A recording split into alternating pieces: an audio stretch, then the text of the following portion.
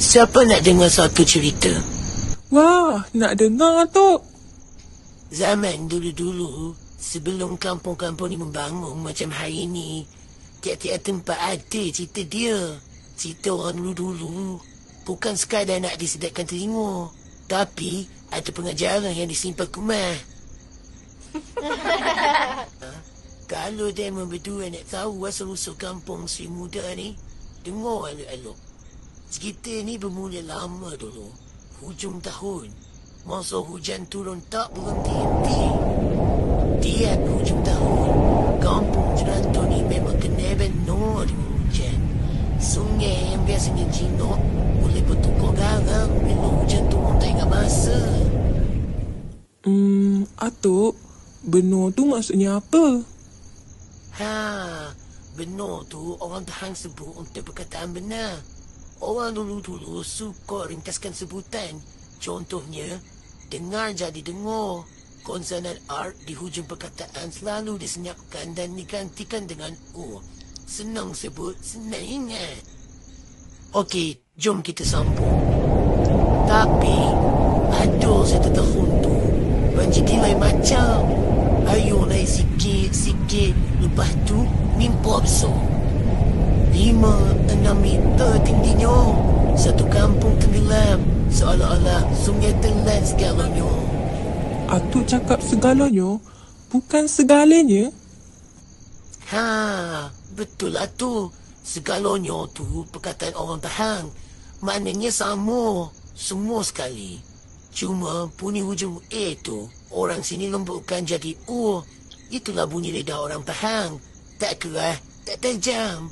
Jadi, ia mengalami perubahan fonologi, iaitu perubahan vokal A kepada U. Okey, lepas tu, orang kampung ni jadi kelam kabut.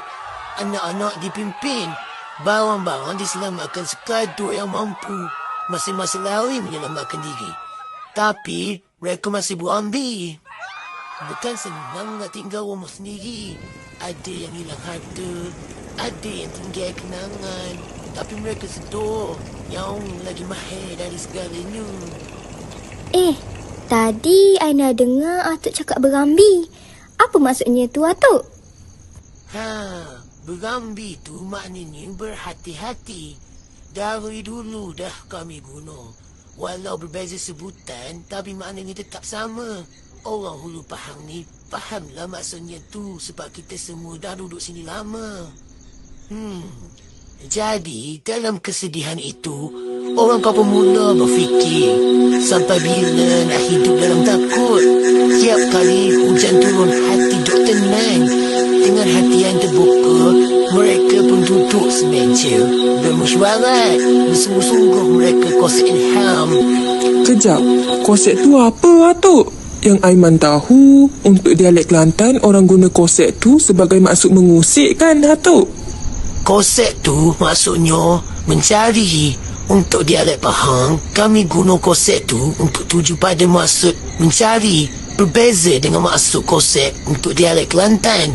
Walaupun sama dari segi sebutan dan bunyinya, maksudnya boleh jadi berbeza ikut atas suatu dialek itu sendiri.